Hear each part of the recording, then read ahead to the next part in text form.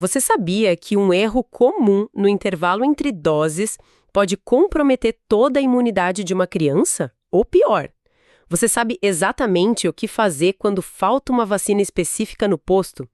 Fique com a gente até o final, porque hoje vamos decifrar cada detalhe da nova Instrução Normativa de 2026 e revelar as estratégias de aprazamento que todo profissional de excelência precisa dominar. Este é um podcast da NP Conhecimento em Saúde, instituição referência em educação continuada, com forte presença no Brasil e unidades na Espanha e em Portugal, unindo ciência e prática clínica para transformar a saúde global. E olha, o que a gente tem em mãos agora com essas diretrizes de 2026, definitivamente não é só um documento administrativo, sabe? Ou só mais uma tabela burocrática de idades para pendurar na parede do posto. Sim, com certeza. A gente está olhando para algo muito maior e bem mais complexo. Exato. É literalmente a engenharia do nosso sistema imunológico mapeada no tempo. A vacinação em 2026 marca, de fato, o fim definitivo daquelas tecnologias do século XX e a nossa entrada oficial numa era de plataformas de precisão. E o aprazamento, com aquelas datas e intervalos rigorosamente calculados, é o que dita o sucesso ou o fracasso de uma resposta celular. E é exatamente esse o nosso grande objetivo com a análise de hoje, né? Decodificar essa mecânica toda. Porque, assim, é muito fácil o profissional bater o olho no calendário e se perder naquele mar de siglas e meses. Nossa, muito fácil mesmo. Pois é. Mas o que a gente quer focar aqui é na engrenagem biológica da coisa. O que de fato acontece lá dentro do corpo do bebê, se uma dose atrasar, ou tipo, como a rede de saúde se vira se falta uma vacina essencial sem deixar a população vulnerável. Entender o porquê de cada regra muda completamente a postura de quem está lá na linha de frente do atendimento. Sem dúvida. A lógica por trás dessas decisões constrói o que a gente chama na saúde pública de soberania sanitária. Cada vacina introduzida, cada troca de plataforma tecnológica que a Instrução de 2026 consolida, tudo isso foi desenhado para acompanhar a maturação exata do sistema imune da criança. E lá na frente, a imunossenescência no idoso. Não tem nada aleatório ali, é tudo cronometrado. Bom, então vamos começar do marco zero da imunidade humana, os primeiros minutos de vida. A criança nasce e a primeira intervenção biológica já acontece ali, nas primeiras 12 a 24 horas, com a BCG e a hepatite B. E a BCG carrega aquele peso histórico enorme da cicatriz no braço direito, né? Verdade, a famosa marquinha. Isso, que por décadas foi praticamente o nosso comprovante visual de proteção. Só que a normativa atual mudou radicalmente a conduta sobre isso, não mudou? Mudou e, olha, essa mudança de paradigma é libertadora para a prática clínica. A vacina BCG usa a cepa Morô justamente para prevenir aquelas formas disseminadas e graves da tuberculose, tipo a meninja. E a resposta do corpo a essa bactéria atenuada sempre foi a formação de um granuloma, que depois evolui para a cicatriz clássica. Só que o problema é que antes, se não ficasse a cicatriz, a regra era automática. Tinha que revacinar o bebê. Exatamente. Mas a ciência avançou e demonstrou que não ter a lesão na pele não significa de jeito nenhum a ausência de resposta imunológica celular. O corpo da criança pode ter processado o antígeno perfeitamente, criado a memória, mas sem gerar a marca na pele. Ah, entendi. Então, a inflamação visível não é obrigatória para a proteção acontecer. Perfeito. Portanto, a regra de ouro hoje, em 2026, é super direta. Não tem cicatriz, não se revacina. Com isso, a gente poupa insumos do sistema de saúde e evita uma intervenção, uma furadinha a mais, totalmente desnecessária no recém-nascido. E enquanto a BCG foca nessa proteção de longo prazo, a hepatite B, que a gente aplica ali nas primeiras horas de vida, tem quase uma função de urgência absoluta, né? Parece até uma profilaxia pós-exposição. Totalmente. Essa janela das primeiras 12 a 24 horas para a vacina recombinante da hepatite B é hipercrítica para quebrar a transmissão vertical. O negócio é que o vírus da hepatite B é altamente infectivo bem no momento do parto. E mesmo com pré-natal, ainda tem risco, né? Tem sim. Mesmo com uma triagem pré-natal rigorosa, podem acontecer falhas de detecção ou até infecções de última hora na gestante. Então, administrar essa dose logo ao nascer impede que o vírus consiga invadir os hepatócitos e se instalar no fígado de forma crônica, caso o bebê tenha entrado em contato com ele no nascimento. Vencida essa janela lá da maternidade, a gente entra naquela fase clássica das visitas mensais ao posto de saúde. Aos 2, 4 e 6 meses, rola a construção pesada da imunidade. E a grande manchete do calendário de 2026 é o adeus definitivo à VOP, a famosa vacina oral da gotinha. É um marco histórico. Tudo agora é VIP, a poliomielite inativada injetável em todas as doses. Mas assim, a gotinha é um ícone cultural no Brasil, ela literalmente salvou o país da paralisia infantil. Substituir algo tão enraizado exige um motivo biológico muito, muito forte. E o motivo é gigante. Essa transição integral para VIP é a etapa final do processo de erradicação global da polio. A AVOP, a gotinha, foi maravilhosa para criar a imunidade de mucosa e interrompeu os surtos no passado, porque o vírus atenuado da vacina era excretado nas fezes e acabava imunizando a comunidade toda de forma indireta. O que era ótimo na época em que o vírus estava solto por aí. Exato. Mas o problema é que, por ser um vírus vivo, existe um risco estatístico microscópico, porém muito real, de mutação reversa. O vírus atenuado da gotinha pode simplesmente recuperar a neurovirulência e acabar causando a polio derivada da própria vacina. Nossa! Como a doença selvagem está praticamente erradicada no mundo, correr esse risco residual da gotinha ficou inaceitável. Perfeita. A VIP é composta por partículas inativadas, mortas, então ela elimina essa possibilidade de mutação a zero. Isso garante que a gente mantenha o certificado de área livre da doença com segurança total. É literalmente a ciência se ajustando ao seu próprio sucesso.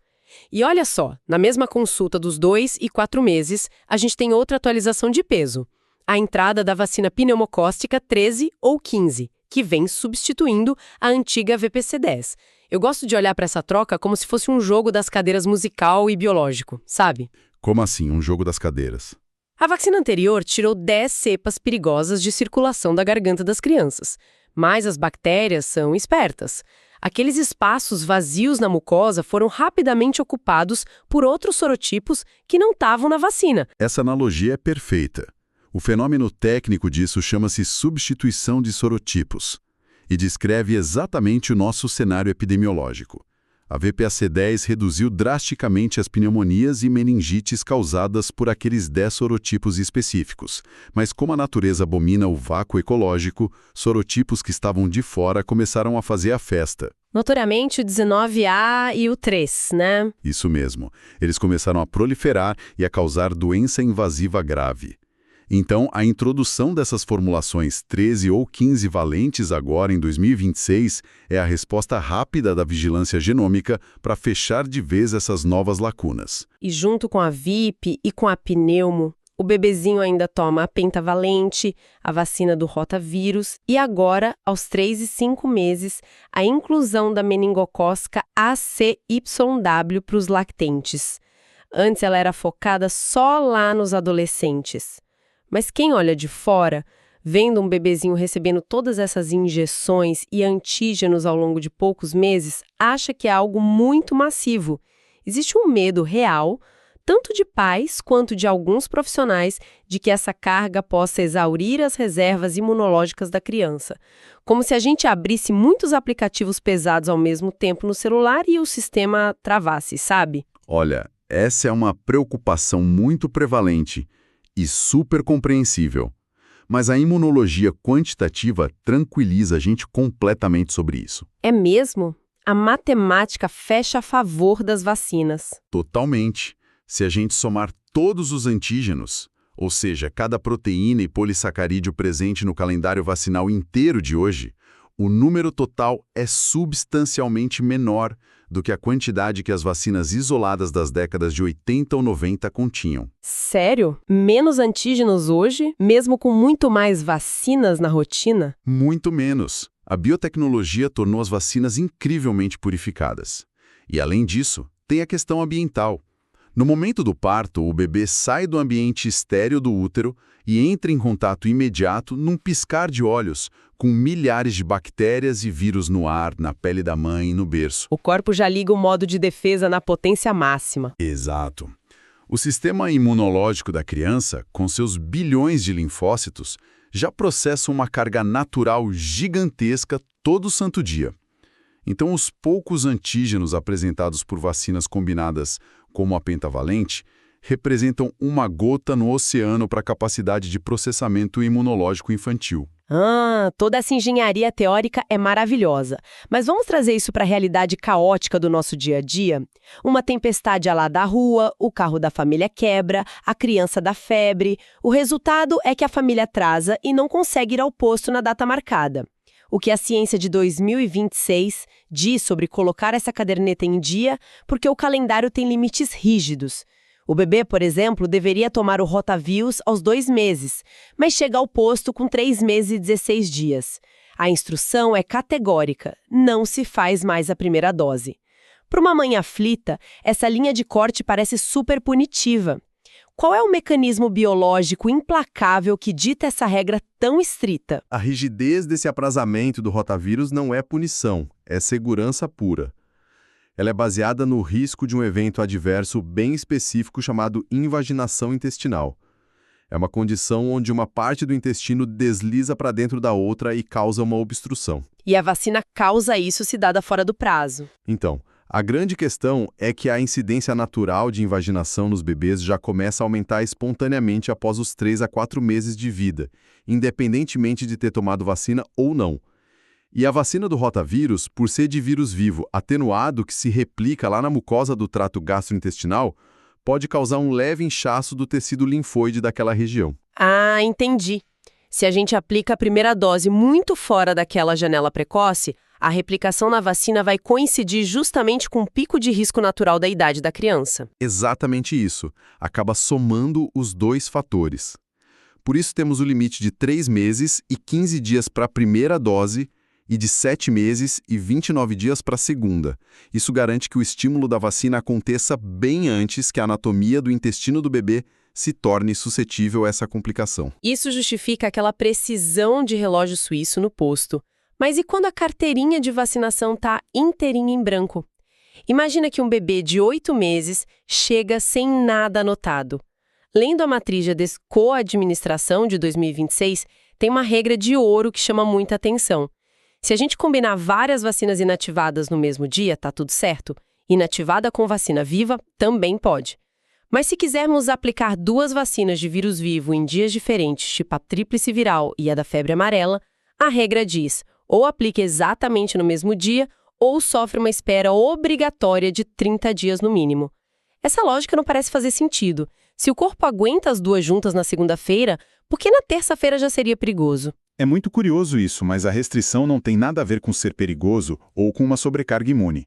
A questão toda é a eficácia da segunda dose. O mecanismo por trás disso chama-se interferência viral por produção de interferon. Interferon. O que é isso exatamente? O interferon tipo 1 é uma proteína de alerta rápido do corpo. Quando a gente administra a primeira vacina de vírus vivo, as células dendríticas detectam esse vírus e inundam o organismo inteiro com o interferon. Esse sinal químico cria um estado antiviral generalizado no corpo que dura algumas semanas, bloqueando totalmente a replicação de novos invasores. Cara, é literalmente como criar um bloqueio biológico numa rodovia. Se a tríplice viral e a febre amarela entram juntas, no mesmo minuto, o sinal está verde e ambas conseguem iniciar a replicação antes que essas barricadas de interferon sejam montadas. Analogia fantástica. O sinal verde permite a entrada das 2 ao mesmo tempo. Mas se a febre amarela chegar 1 semana depois, ela encontra a rodovia completamente parada, bloqueada pelas defesas que a tríplice já acionou. O vírus da febre amarela atenuado fica preso nesse engarrafamento e morre antes de gerar a memória imunológica que a gente precisava. É exatamente esse o engarrafamento de interferon. E o intervalo mínimo de 30 dias é o tempo exato, validado cientificamente, para essa barricada biológica se dissipar e a estrada liberar. Se o profissional de saúde não respeitar esses 30 dias, a segunda vacina será completamente neutralizada pelo próprio corpo. E aí o paciente vai sair do posto com uma falsa sensação de proteção, o que é um risco inaceitável em termos de saúde pública. Completamente inaceitável. Se este conteúdo está agregando valor à sua prática profissional ou ao cuidado com sua família, não esqueça de curtir este vídeo e compartilhar com o seu grupo de trabalho. Aproveite agora para se inscrever no canal da ANP Conhecimento em Saúde e ativar o sininho. Assim você garante acesso imediato às nossas atualizações científicas semanais. Então, até aqui a gente explorou bastante a conduta para quando o paciente ou a família atrasa o esquema, certo? Mas o grande teste de fogo na gestão do aprazamento ocorre quando o atraso é logístico, quando rola um desabastecimento temporário de imunobiológicos lá na rede de frio do município. Nossa, esse é o terror absoluto da equipe de enfermagem. A pessoa abre a geladeira para preparar a dose e nota que a pentavalente acabou. A solução mais clássica antigamente seria mandar a família voltar na semana seguinte, correndo aquele risco altíssimo de abandono vacinal. Mas a normativa de 2026 traz a regra de ouro da intercambialidade. Se faltar a penta, a equipe está autorizada a usar a vacina hexavalente acelular para não perder a viagem. Isso mesmo. A prioridade é não perder a oportunidade de imunizar. Mas aí surge um paradoxo gigante. O próprio manual cita que a vacina hexavalente, por ser acelular, reduz pela metade os casos de febre alta e praticamente zera o risco do EHA, aquele episódio hipotônico hiporresponsível terrível, onde o bebê fica pálido, flácido e sem reação por algumas horas. Sim, o EHA gera muito pânico nas famílias. Demais. Se a hexavalente é claramente mais suave em reações adversas, por que a saúde pública brasileira insiste em usar a pentavalente celular na rotina principal, guardando a hexa apenas para cobrir faltas ou para grupos de risco muito específicos? É uma excelente pergunta. E esse paradoxo se desfaz totalmente quando a gente olha para a saúde da comunidade, e não apenas para o indivíduo. A grande diferença está no componente contra a coqueluche. A pentavalente usa a vacina de células inteiras, que a gente chama de componente celular ou WP. Já a hexavalente usa só frações muito purificadas da bactéria, o componente acelular ou AP. Tá, e o que isso muda na prática? A vacina de células inteiras, de fato, causa mais eventos locais, mais febre, mais irritabilidade. Contudo, do ponto de vista imunológico, apresentar a bactéria inteira para o corpo provoca uma resposta de linfócitos TH1 e T17 nas mucosas que é incrivelmente mais robusta. Ou seja, essa linha de células TH1 e TH17 atua como uma verdadeira patrulha de fronteira na garganta da criança. Elas destroem a bactéria da coqueluche assim que ela tenta se alojar ali. A criança não adoece e, de forma mais crítica, não transmite para ninguém. Exato. E já a vacina celular, a da Hexa, funciona mais como uma guarda-costas interno. Ela cria níveis de anticorpos excelentes no sangue, o que impede que a toxina da coqueluche desça e cause doença grave nos pulmões da criança vacinada. Mas ela não cria essa mesma patrulha de fronteira lá em cima na garganta. Ah, então a bactéria da coqueluche ainda pode colonizar as vias aéreas dela de forma silenciosa. Essa criança, mesmo protegida dos sintomas graves, pode tossir na creche ou em casa e infectar um recém-nascido vulnerável. O mecanismo é rigorosamente esse. A escolha do Brasil pela vacina de células inteiras na rotina é uma decisão pesada e consciente para manter a nossa imunidade de rebanho.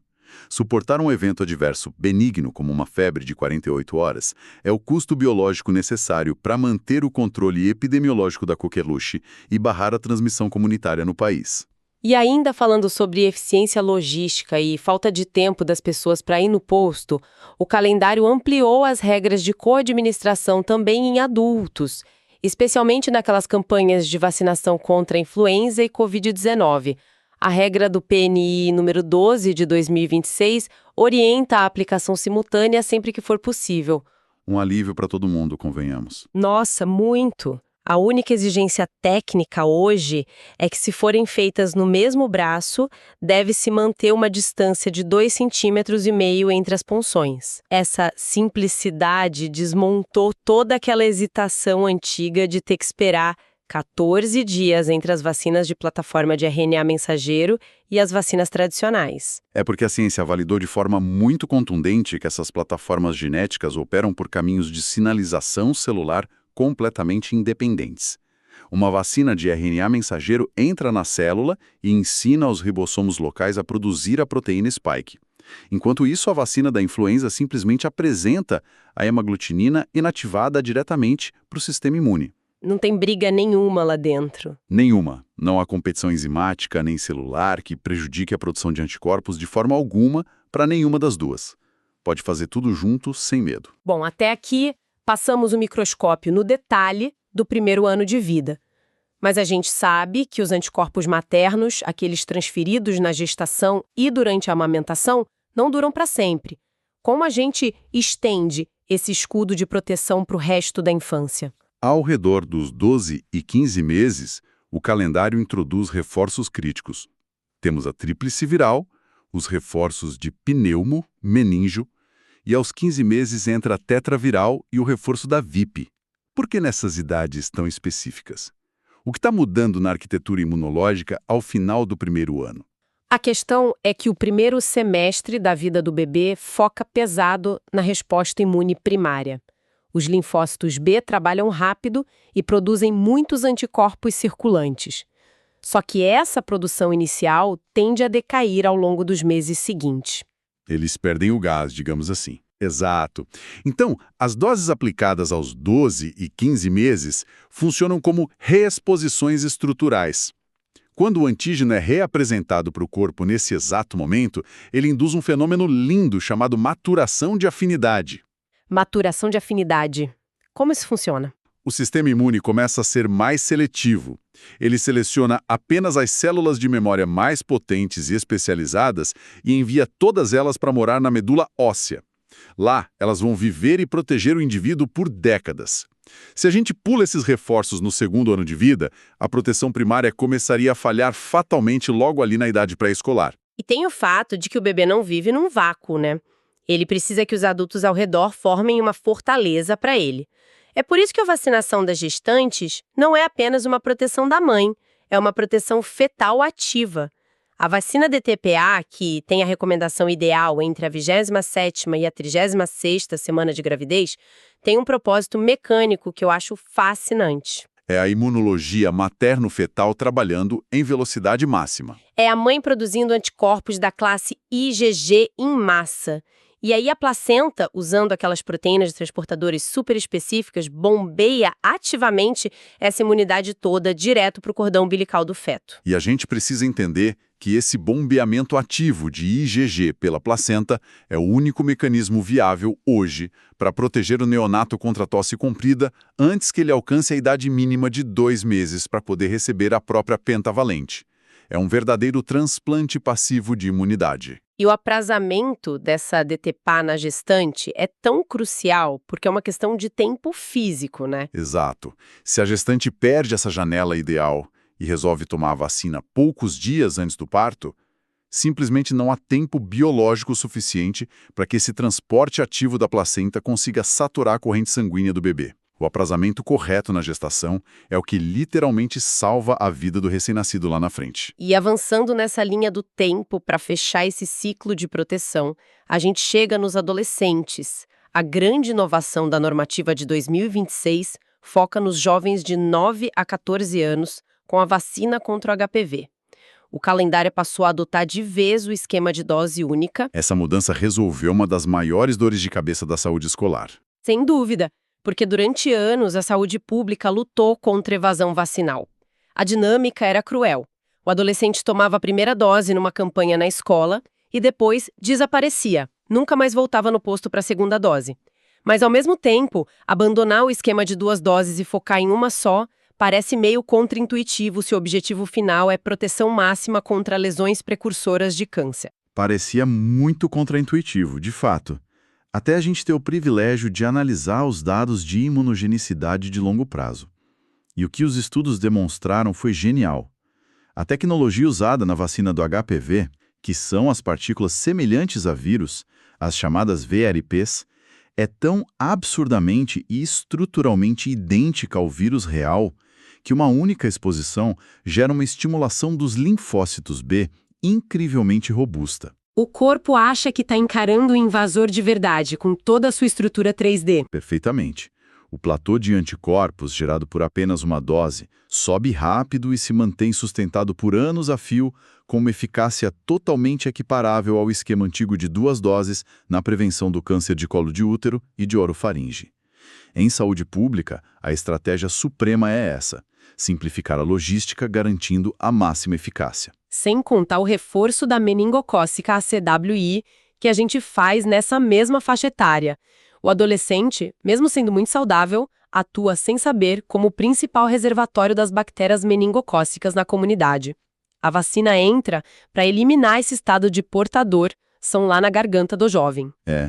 Isso impede que ele volte para casa depois da escola e acabe transmitindo a bactéria da meningite para o avô, idoso dele, ou pior, para o irmãozinho recém-nascido. A vacina no adolescente blinda a família inteira. Para fecharmos essa nossa análise aprofundada de hoje com chave de ouro, há uma dimensão crucial que sustenta absolutamente tudo que discutimos aqui ao longo desse tempo. A gente falou de células T1, de engarrafamento de interferon, maturação de afinidade e limites de dias hiper rigorosos. Mas pensa comigo. Toda essa coreografia molecular brilhante de 2026 dependeria de nada sem a engenharia pesada de infraestrutura que atua nos bastidores sem a gente ver. O tratado detalha muito bem a chamada rede de frio 4.0. Esse ponto é vital, porque a gente não pode esquecer que toda essa biotecnologia de ponta é altamente termolábil. Estruturas tridimensionais complexas de proteínas virais se desmontam e se degradam muito rapidamente se forem expostas ao calor extremo ou ao congelamento no transporte. Exatamente isso. Se a gente pegar, por exemplo, um frasco de vacina da hepatite B ou a própria pentavalente que citamos e permitir que as temperaturas da câmara caiam abaixo de 0 grau por uma única madrugada que seja, as proteínas de alumínio que são usadas como adjuvantes ali dentro simplesmente se aglutinam e a potência imunológica daquela vacina é destruída para sempre. Não tem volta. E hoje, o nível de controle para evitar isso é nível ficção científica. As câmaras de conservação operam com sensores hipersensíveis conectados diretamente à rede 5G. Um avanço impressionante. Qualquer leve desvio na curva de temperatura, por exemplo, numa madrugada de domingo onde não tem ninguém no posto, o sistema emite alertas instantâneos para o celular da gestão e já bloqueia todos os lotes sistematicamente para evitar a aplicação de doses ineficazes na segunda-feira. E de forma mais visual ainda, lá na ponta a gente tem os monitores acoplados direto no frasco de vacina, aquelas etiquetas VVM. Os polímeros lá dentro dessa etiqueta mudam de cor permanentemente se houver exposição prolongada ao calor em qualquer etapa da viagem. O profissional de saúde olha a cor e já sabe o estado da molécula. Com toda certeza, é a saúde pública operando no seu grau máximo de excelência. O sucesso de tudo que debatemos hoje não reside apenas no corpo humano. É o casamento perfeito da biologia celular com a engenharia de infraestrutura, desde a fábrica até a gotinha no braço do bebê. Exatamente. A resposta celular da criança só responde ao aprazamento perfeito se a logística silenciosa preservar a integridade daquela vacina. Explorar outros episódios da NP Conhecimento em Saúde aqui no canal, onde discutimos gestão hospitalar, urgência e emergência e muito mais. Não deixe de conferir nossa playlist de procedimentos técnicos. Nos vemos no próximo conteúdo.